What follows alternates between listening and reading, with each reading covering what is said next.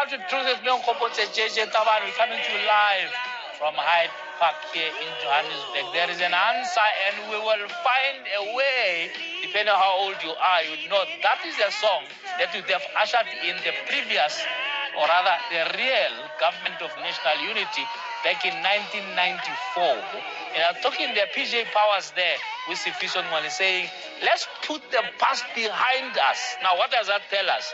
The key thing there and then was reconciliation.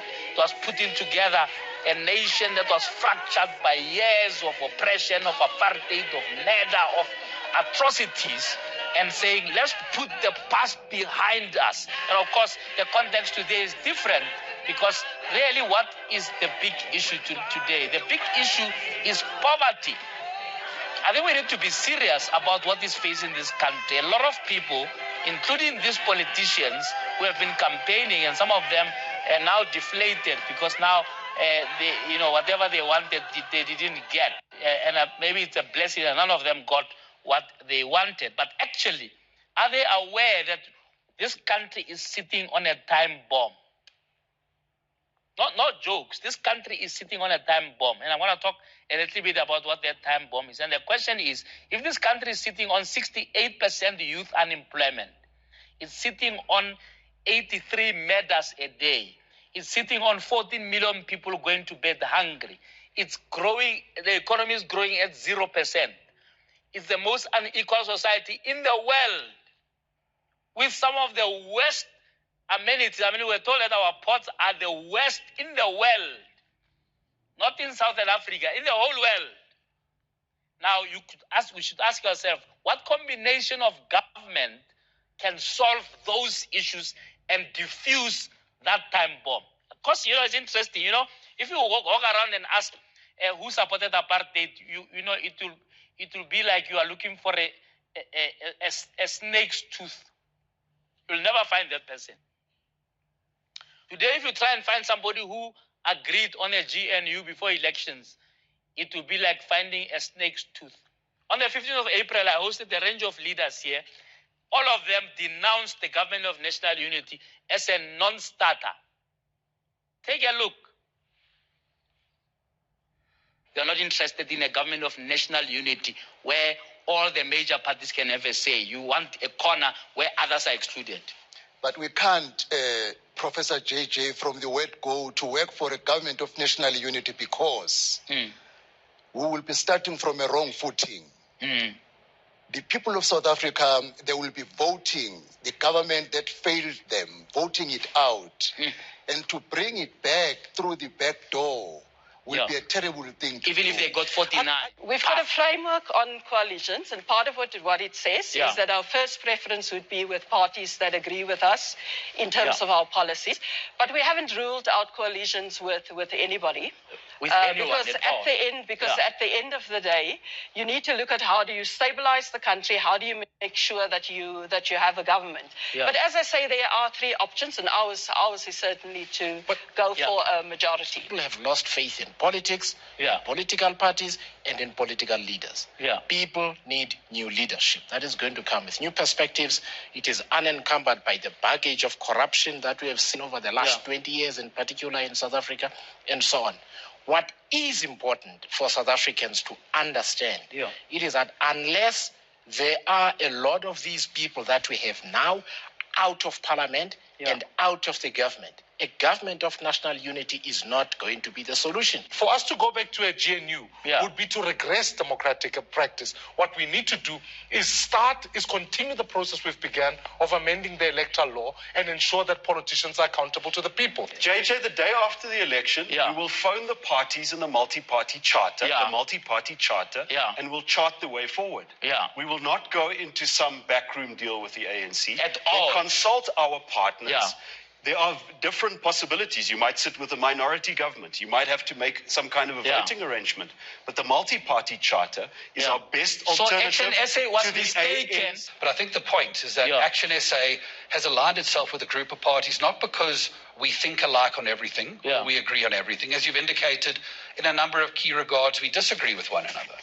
But most importantly, we align around change. South Africa requires of political parties to do what South African citizens do every day. And that is work with other people that they might not agree with everything about. That we have to work with them for the good of society. Wow. As Mandisi Janchi says, they are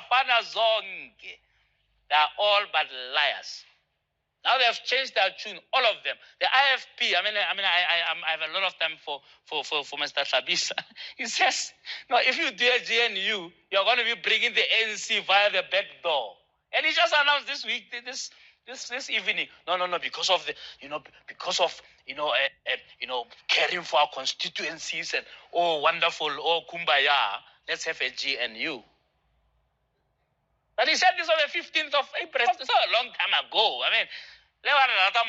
You must just remember your lies, man.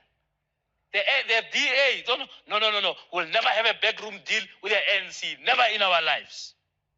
Rice Mzansi, I'm told they are considering, I hope not, that they should be part of this thing. They're saying, no. These people must leave. If these people come back to parliament, the GNU will never work because the voters don't want these people. And so it's a bit of a cocktail, it's a bit of a mess.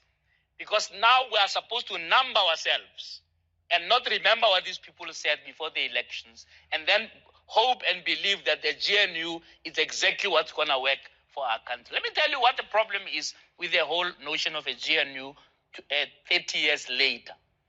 As I said, the GNU in 1994 was dealing with an issue of reconciliation. The GNU this time around must deal with the issue of transformation. How do we change this economy so that it can benefit those who are living under bridges, those who are drowning in toilets, those who are killed in their own homes? What sort of combination of parties can we do? Okay, let's entertain the DA and ANC coalition for a little bit. The DA hates redress. It hates it. There's no other way of putting it. The DA hates affirmative action. The DA hates employment equity. They hate it. They're in court as we speak now. I'm not talking about them talking on the sidelines or on television. They're in court saying, stop your employment equity. This is now with a statistic produced by KPMG and the Department of Labor that says, despite affirmative action, 70% of all new promotions and all new appointments are to white people. The white people are laughing. When you say affirmative, they are laughing. But what affirmative are these people talking about? I know, DA hates it. The DA hates national health insurance. They hate it. They are going to court to oppose it. Now they are going to be part of a government that swears by those things. A government that says we want black economic empowerment, we want affirmative action, we want national health insurance so that there's no inequality. How are they going to get this right? Somebody was saying on radio, maybe it's just going to be a caretaker government for the next 5 years. Because how do you change the mindset of a DA that they hate black people? That they hate affirmative action? They hate it. I'm not exaggerating when I say they hate it. They hate it with a passion. Right? You tell me how that's going to work.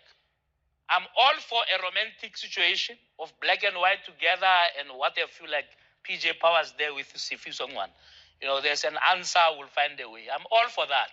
But practically, how is this going to work?